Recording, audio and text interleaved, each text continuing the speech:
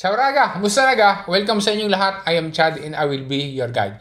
Raga, gaya ng nabanggit kahapon doon sa short video, ito na yung full vlog para sa parating na bonus na up to 100 euros. Next week na iyan magsisimula na maaari pa maging doble, as in bonus up to 200 euros. Panoodin mo ang video na ito para malaman mo kung ano ga ang bonus na iyan, kailan gaya na magsisimula, ano ga ang dapat na gagawin, at para malaman mo din kung pwede ka ga o hindi. Alamin natin ang mga detalye Raga. Do po na sigla, partiamo!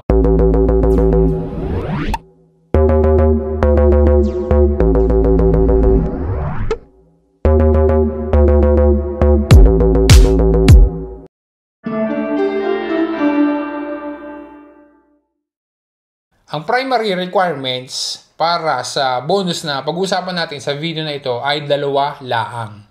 Una, dapat na residente sa Italia. At ang pangalawa, dapat na majorenne na or 18 years old pataas dapat. Factor din ang pagkakaroon ng mababang ISEE dahil ang bonus ay iskonto na 30% o kapag kanya ay kinonvert ay up to 100 euros. Yun yung iskonto. Samantalang nagiging doble ang bonus o maaaring maging up to 200 euros kapag ka ang ISEE ay mas mababa sa 25,000 euros. Ang bonus na ito ay nakapaloob sa Legge di Bilancio ng 2025 at mayroong nakaset na initial fund of 50 million euros. Preso ng Ministero delle Imprese e del Made in Italy. At sa pamamagitan nung inilabas nila na Dekreto Bollette 2025 ay naging legge na iyan. Ang pagsisimula ng pag-request ng bonus o sabihin natin na click day ay sa darating na November 18, 2025. Online ang application sa pamamagitan ng App IO. Reminder lang, baka until now ay wala ka pang App IO, baka hindi ka pa nakapag-download niyan, ay mag-download ka na dahil malaking tulong iyan para sa iyo, para sa atin dito sa Italia. In-explain sa video na are ang tungkol sa App IO kung bakit ba utile na mag-download at magkaroon ka niyan sa smartphone mo. Poy, libre pa yan. Kaya panoodin mo ang video na ito para sa iba pang mga detalye regarding sa App IO. Make sure din na ang iyong App IO ay updated ang version na nandoon sa iyong smartphone. Ang bonus na tinutukoy natin sa video na ito ay tinatawag nila na Bonus Electrodomestici 2025. Ang bonus na iyan ay magsisilbing tulong para palitan ang mga lumang appliances sa bahay. Ang ipapalit ay yung mga modern and technologically advanced models.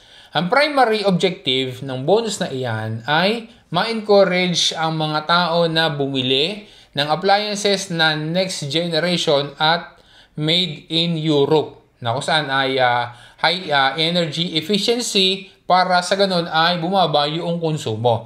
Dalawa ang phases ng bonus na ito. Una, ang mga fornitory at saka yung mga revenditory ay kailangan mag-register para sila ay maging accredited. Para na sa ganun ay pwede na sa kanila bumili para magamit ang bonus ng mga tao. Pangalawa, yung mga bibili naman o gustong mag-avail ng bonus na ito, yung bonus electrodomestici, ay dapat din na mag-request online. Sa official website, kapag ka binisita mo, ay are ang mga info na makikita mo diyan. Nakalagay na parating ang bonus electrodomestici at pinapag-download ng App IO. Ipiniliwanag din kung ano ang tungkol sa bonus na iyan gaya ng nabanggit na kanina. Naka-enumerate ang mga tipo ng mga appliances na pwedeng bilhin para magamit ang bonus na iyan gaya ng lavatrici, lavashuga, forni, lavastoviglie, frigoriferi, etc. Maigi na i-click ang konsulta la lista para makita ang mas detalyadong listahan ng mga appliances na pwede. Ang bonus ay pwedeng i-request sa App IO mula 7 AM ng November 18, 2025. Makakakuha ng iskonto na 30% sa presyo ng binili up to 100 euros yon.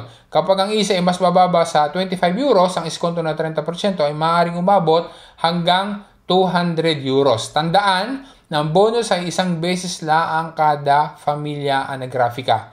Ang makukuhang voucher ay pwedeng gamitin pambili either online o sa negosyo mismo. Gayang nabanggit, kailangan ang bibilhan ay kasama dapat sa listahan ng mga accredited na negosyo.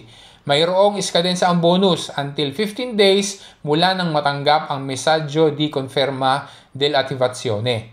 Nandyan din yung mga steps para sa pag-request ng bonus elettrodomestici. Make sure na updated ang iyong app iyo sa latest version.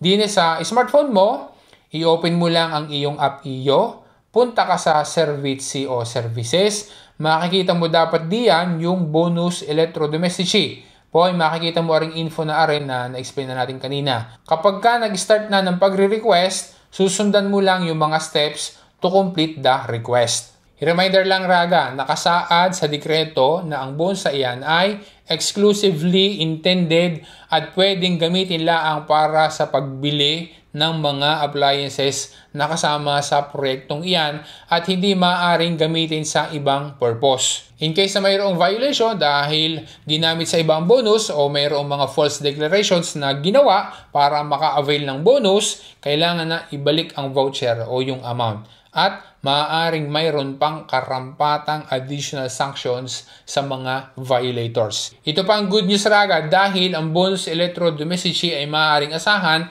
na mayroon ulit sa susunod na taong 2026 at maging sa taong 2027. Yun Raga, sana naging malinaw sa iyo at nakatulong sa iyo ang information na pinag-usapan natin sa video na ito. Maraming salamat sa panonood mo. Sana ma-share mo rin sa iba ang video na ito. Once again, this is Chad and always remember, Chad will guide. Grazie Raga, alla prossima!